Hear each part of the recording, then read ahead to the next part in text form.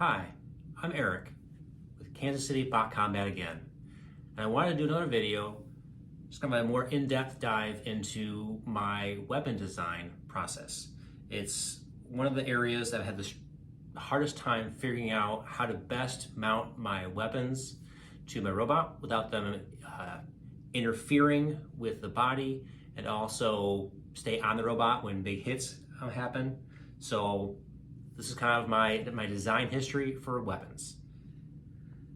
So from the very beginning, I started out trying to use stuff I had around the house I had available.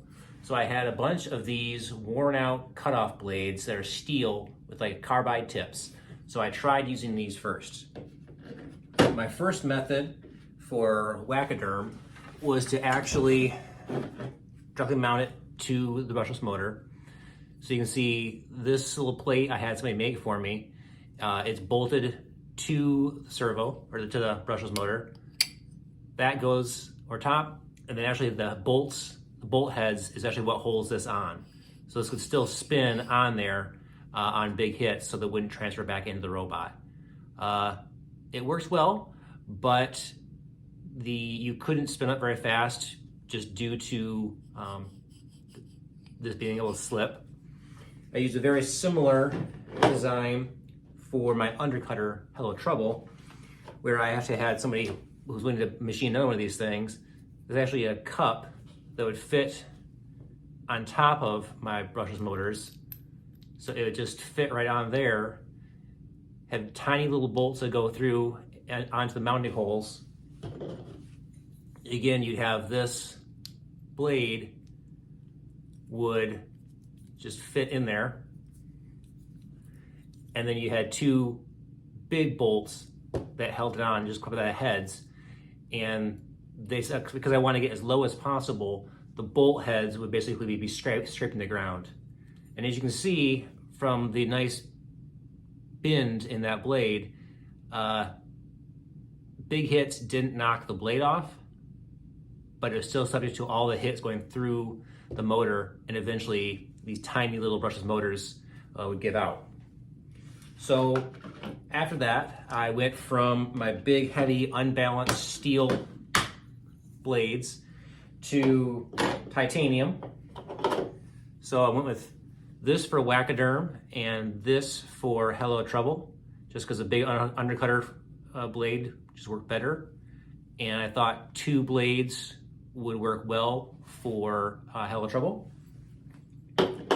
So I started out, again, I was able to have somebody make these aluminum hubs for me. That's kind of the hardest thing to do with weapon design, is figure out what you have availability to, and that kind of drives what your design can be. So that's kind of the thing that's driven me the whole time, is what I actually have available to me that I can use.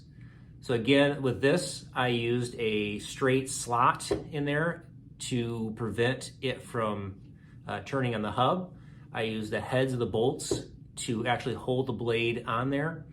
And then I have a single needle bushing in there to spin on. Some downsides of that is you have to get, there's nothing really making sure that this is centered on this hub other than the shaft going through it. So you can have a lot of rubbing if it's not quite right. And after a while with these big hits, these corners right here would start getting squished a little bit, so it could twist a little bit. But all in all, this got me by for this design for a vertical spinner. I went with a very similar design for Hello Trouble, where I had this can machined.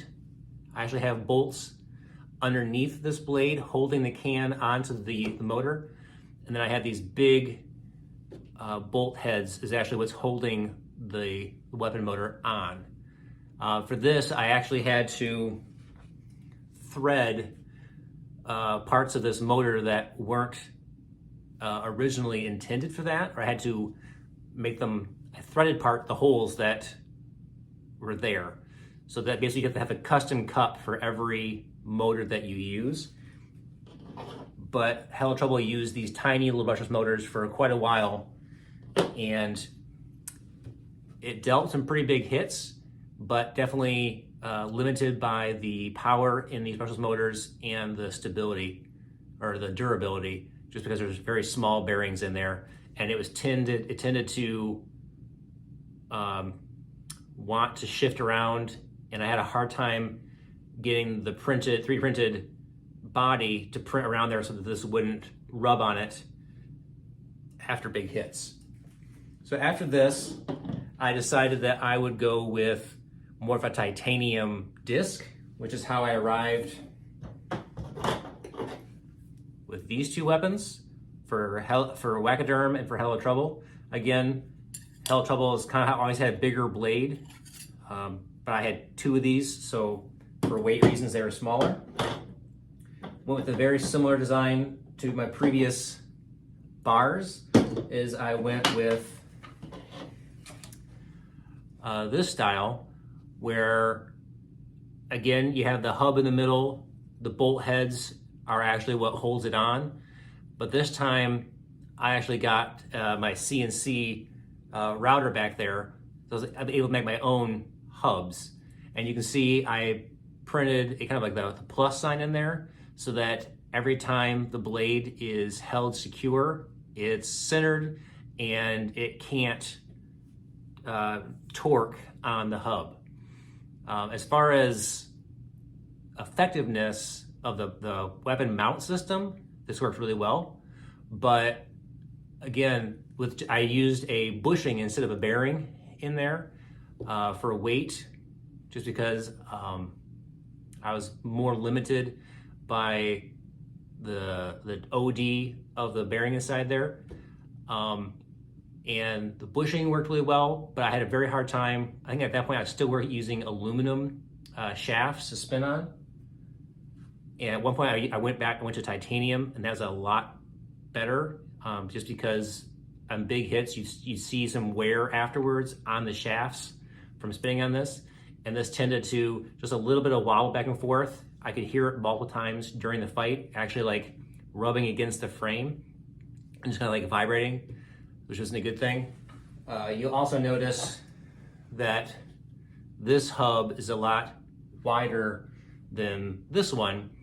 I tried going narrower and narrower to just kind of shrink the robot down, but having a belt drive through this small little gap was not an effective way of doing it.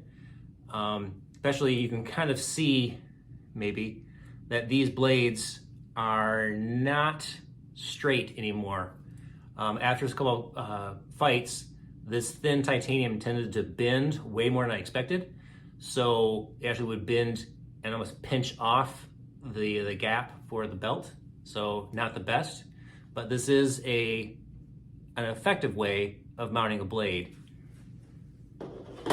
And for Hello Trouble, I tried to go with, because at that point I didn't have any way of machining aluminum on a lathe necessarily. So what I tried doing is making this a very similar hub for the blade, and then press fitting an aluminum shaft into it. I would not recommend that at all.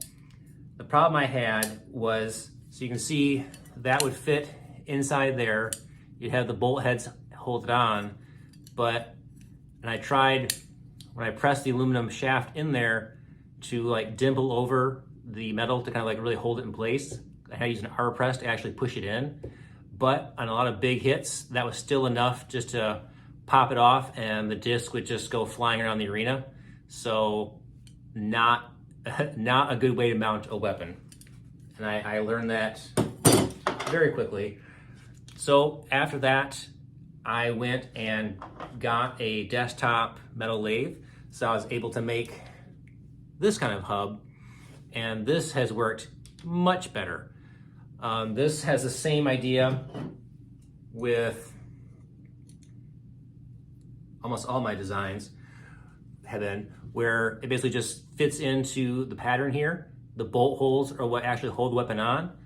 And then at first I had a bushing on the bottom, and then it basically a kind of like inside the robot, a hub on top like that. With my current design, I actually made the shaft a little bit longer and had a bearing on the bottom and the top with the pulley in the middle. So that way, when the tension of the belt is pulling on it, it doesn't want to pull the top of it over, it's pulling it straight into the bearings, so holding it secure. And then now that I actually have, I went from these big disc weapons to the smaller weapons for wachyderm, which is what I have right now. And I went with this much more, I think, complicated stack up. So I have two bushings on here. As you can see, I have one bushing here, and then this bushing actually fits in to this other side. And this part actually bolts on and has the pattern inside there to hold on to kind of that three-sided shape. So I have that design on both of these halves.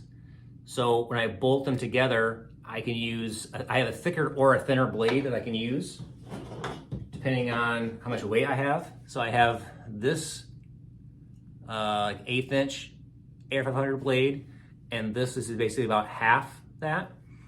And really what I found is I like the thinner one better just because it spins up faster and can just do smaller hits, whereas this one just it just takes a little bit longer to spin up, and the extra weight I wanted to spend elsewhere. But with this design, I could satisfy both width of blades, and this has been much more effective in securely holding the blade. Having the two bushings on there has made it so that the weapon doesn't want to tip and flop around on the frame. And I have, as far as like wearing on the frame itself, I don't have the bolt heads rubbing and scraping. It's more of a flat surface that touches, so there's less grinding. So in practice, this is kind of what it looks like. So you have the two halves are bolted together and just kind of holds that in place.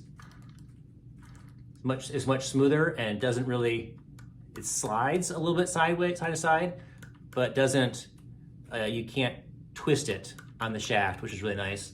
And then I actually use, a Dremel while it's spinning on the lathe and cut the E-clip slots on there. That's what holds the shaft in place, just because it's a lighter way of doing things.